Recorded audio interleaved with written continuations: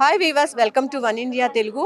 ఆంధ్రప్రదేశ్లో చూసుకున్నట్టయితే ప్రముఖ దేవాలయమైన దుర్గమ్మ దేవస్థానంలో 6, 7, 8 3 రోజులు కూడా కుంభాభిషేకం అనేది ఇక్కడ నిర్వహిస్తున్నారు. దీనికి సంబంధించి ఏర్పాట్లను ఈరోజు మంత్రి ఆనం రామనారాయణ రెడ్డి దేవాదాయ శాఖ మంత్రి పర్యవేక్షించడం జరిగింది. ఇక్కడ ఏర్పాట్లు ఏ విధంగా జరుగుతున్నాయని మనతో మాట్లాడేందుకు మంత్రి ఉన్నారు. సార్ చెప్పండి, ఇక్కడ పర్యవేక్షించారు, ఈరోజు ఏర్పాట్లు ఏ విధంగా జరుగుతున్నాయని, ఎలా జరగబోతున్నాయి 3 రోజుల పాటు?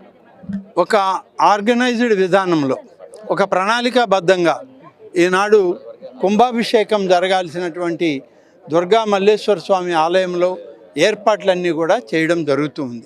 ఇవన్నీ కూడా రేపు ఎల్లుండి లోపల పూర్తి చేయాలని కూడా అధికారులను కోరాం. అలాగే పైన ఉన్నటువంటి అమ్మవారి కలశం దగ్గర ఏదైతే కుంభాభిషేకం కార్యక్రమం జరుగుద్దో, ప్రధానమైన పూజలు జరుగుతాయో ఆ ప్రాంతం అంతా కూడా దానికే ఇప్పటికే స్టేజీలు అన్నీ కట్టడం జరిగింది. గౌరవ ముఖ్యమంత్రి గారు కానీ అలాగే కంచి పీఠాధిపతి శంకరాచార్యుల వారు పైకి వెళ్ళి ఆ యొక్క కార్యక్రమాలు, పూజా కార్యక్రమాలు అన్నీ పూర్తి చేసిన తర్వాత కొద్దిమందిని పైకి అలౌ చేయడం జరుగుతుంది.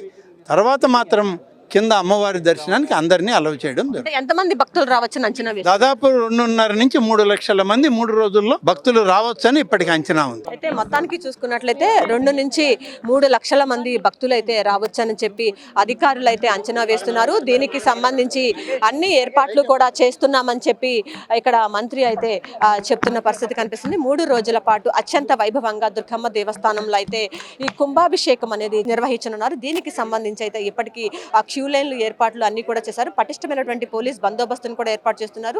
ప్రతిరోజు కూడా 50,000 మంది ఖచ్చితంగా వస్తారనేది అధికారులు అంచనా వేస్తున్నారు. చివరి రోజు 1,00,000 మందికి పైగా కూడా భక్తులు వచ్చే అవకాశం ఉన్నట్లయితే అధికారులు భావిస్తున్నారు. మొత్తానికి వచ్చేటటువంటి వేలాది మంది భక్తులకు ఎక్కడ ఇబ్బంది లేకుండా పటిష్టమైనటువంటి ఏర్పాట్లు అయితే ఇక్కడ దుర్గమ్మ దేవస్థానంలో జరుగుతున్నాయి. ఇది ఇక్కడ ఉన్న పరిస్థితి. కెమెరా పర్సన్ వెంకట్తో Lakshmi, one India news Telugu, Vijayawada.